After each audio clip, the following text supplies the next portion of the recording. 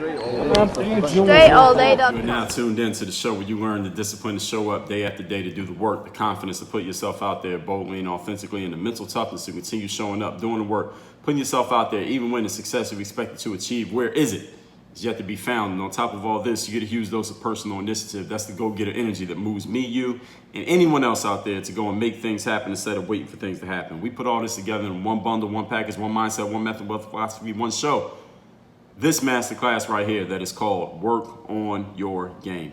My name is Dre Baldwin, also known as Dre All Day, and welcome to the show. Today's topic is how to always find a way.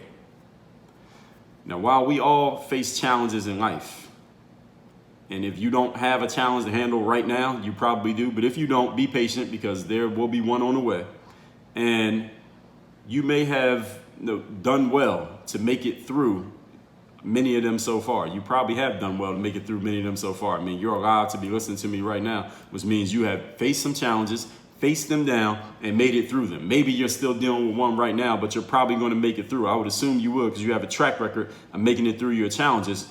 Maybe, even though you have found a way in the past, it may have taken you more time than you wanted to take, time being your most valuable resource. Maybe it came at too high of a cost emotionally, maybe financially, maybe mentally, to finally figure things out with whatever challenges that you've been dealing with. Today's class is about giving you a framework for always finding a way and doing so hopefully in a way that is quicker, more efficient, and comes with less of an emotional toll on you than what most people go through. Is that something that you would be interested in? If you could save yourself some time, save yourself some effort, some energy, some emotional cost, some emotional baggage that you have to go through usually when you deal with challenges. What if you could handle a challenge, find a way through every situation that you go through? Because I guarantee there will be more situations in your life that you will need to deal with. What if you could go through them just doing it more efficiently? Would that help you in any way? If you're saying yes right now, then keep listening because we're going to get right into it. Today's topic, once again, is how to always find a way. Point number one, see situations as objectively as possible. Now, this is something I've been talking about a lot in recent masterclasses that we've been talking about here. And the reason why I bring this up so often is because human beings, we are emotional creatures. Our emotions having emotions are part of being human. So there's nothing wrong with having emotions, nothing wrong with being sad or angry or happy or frustrated or disliking something. There's nothing wrong with that. It means you're human. Anyone who doesn't experience these emotions is probably dead or they're not alive. You've been to their funeral already. Seeing situations objectively means learning to control and channel your emotions, not to bottle them up or block them or to not have emotions. It just means to learn to control and channel them and not allow the negative emotions, especially like fear and anxiety or any type of stress or frustration or worry, not allow those negative emotions to start running away with your thought process. Don't let them hijack your mindset. Now, this is a skill.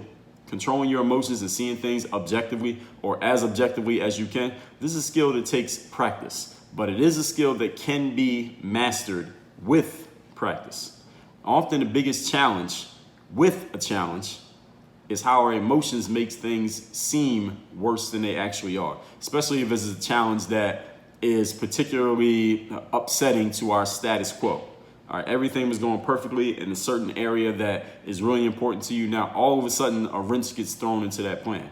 Or all of a sudden, you get a surprise that you didn't want, but you're going to have to deal with. Our emotions tend to run away with those things, especially when things are unexpected. All right, the thing that comes unexpectedly is much more devastating to our equilibrium than the thing that we already knew was coming. Now, if you know you're going to get some bad news and then the bad news comes, you can handle that a lot better than if you didn't expect any bad news and then you get some bad news. Our emotions get involved in that. And this is why, if any of you read anything about war or about strategy when it comes to competition, Robert Greene's 33 Strategies of War is a great book on this. If you want to upset the equilibrium of your opponent, one of the best ways to do it is not only have a good strategy and be good at what you do, but also to surprise your opponent with whatever it is that you're upsetting them with. When you surprise people, you get their emotions take over. All right, the emotions work a lot faster than conscious thought. So for you, reverse engineering what I'm talking about here is you got to learn to control those emotions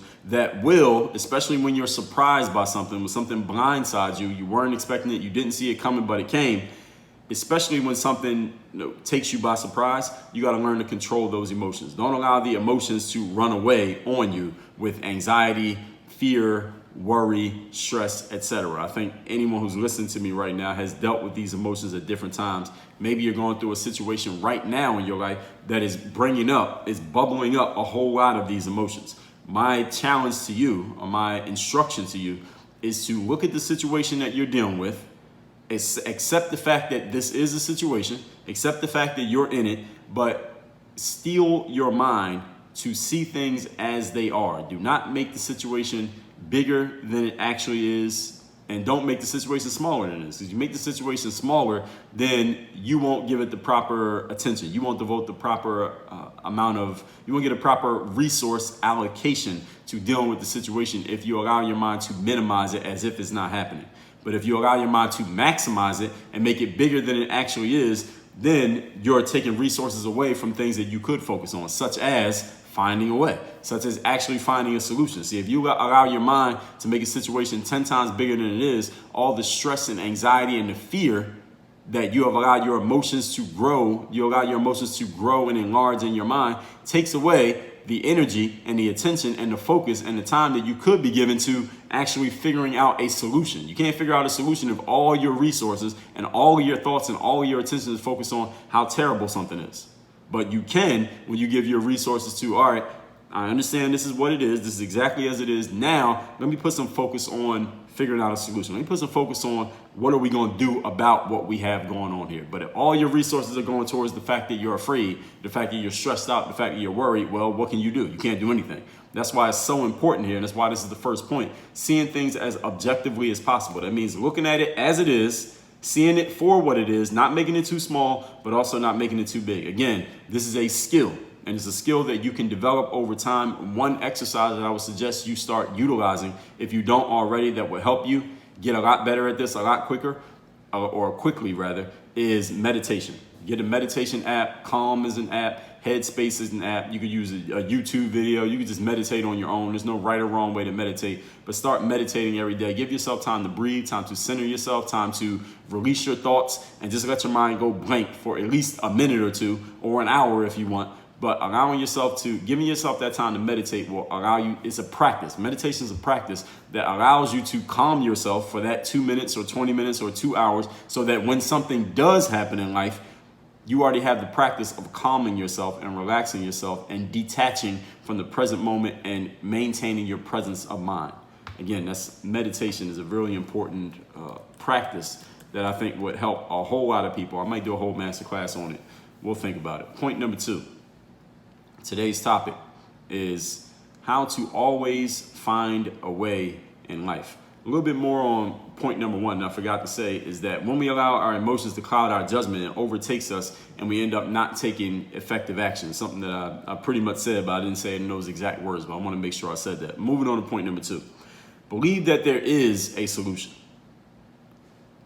Now, masterclass number 600, I told you, to succeed, you must believe in magic. And in masterclass number 589, just 11 days earlier, I told you how to make your self-belief indestructible. But I want you to remember something about this second point. The point again is believe that there is a way. Problems only exist, ladies and gentlemen, because there's a solution. All right, it's not a problem if there's no solution. If you can't figure out a solution to a situation, then what you have is a circumstance. It's not a problem. A problem is balanced out by a solution. Okay? Going to the left is balanced out by the fact that there's a right. Night is balanced out by day. The yin and the yang. So a problem is the yin to the solution's yang. But if there is no solution to a situation, if you have determined that there is no solution, there is no way to fix a certain situation, then what you have is a circumstance that just is. All right, you can't solve it. It just is. It's kind of like right now, I'm looking outside and it's 80-some degrees and the sky is blue. There are a couple clouds. The sun is shining. Is that a problem? No, it's not a problem. Let's say it was raining. No, let's say it was snowing. Let's say it was kind of cold, colder than I wanted it to be. Is that a problem? No, the reason why they're not problems is because there's no solution. I can't change the fact that the sun is shining. I can't change the fact that there are clouds. I can't change the fact that it's cold or that it's raining or that it's snowing. Those are not problems. Those are circumstances. A circumstance is something that just is, and you have to figure out a way to deal with it as it is. A problem is something that you can change, you can alter, you can do something about it, you can solve it and fix it and end whatever is going on. If you can't solve it, fix it, and do something about it, then it is not a problem. It's a circumstance. And you need to understand the difference between the two. If there is no solution, there's no problem. You got it? Now, while this is a very simple idea, it is just as important as it is simple, because when you believe that there is a way to resolve a situation, you know what you'll do? You will keep looking until you find that way to resolve the situation. But if you don't believe that there's a way to resolve a situation, you know what you'll do?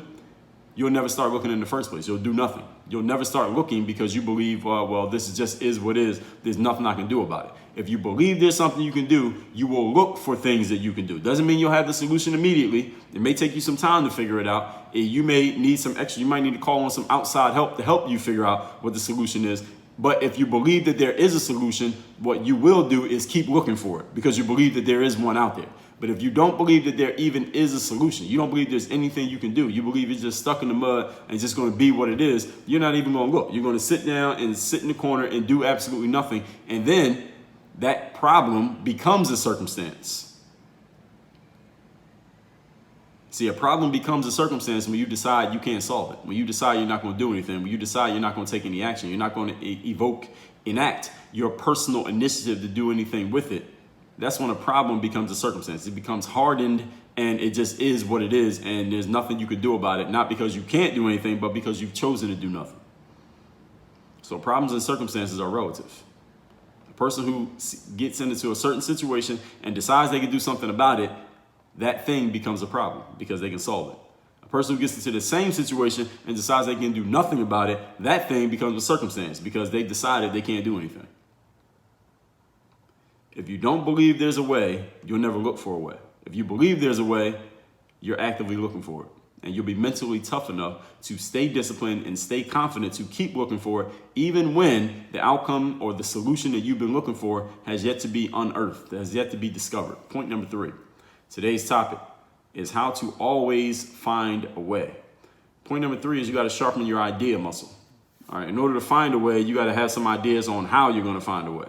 In masterclass number 140, I talked about how I produce ideas. And I'm going to do a masterclass soon on sharpening, building, first of all, because you might not even have it, but building and then sharpening, strengthening your idea muscle. If you don't know what that is, you'll understand when you hear that masterclass. It's coming soon. When you're looking for a way to handle a situation, what you're doing is racking your brain in search of ideas. Hopefully that's what you're doing. Hopefully you're not just sitting around doing nothing. Well, you wouldn't be looking for a way if you're doing nothing. So when you're looking for a way, you're asking your brain, you're challenging your brain to come up with some novel ideas for how you can handle what you got going on. When you're looking for a way to handle that situation, the better you are at creating ideas, the easier it will be when you need some.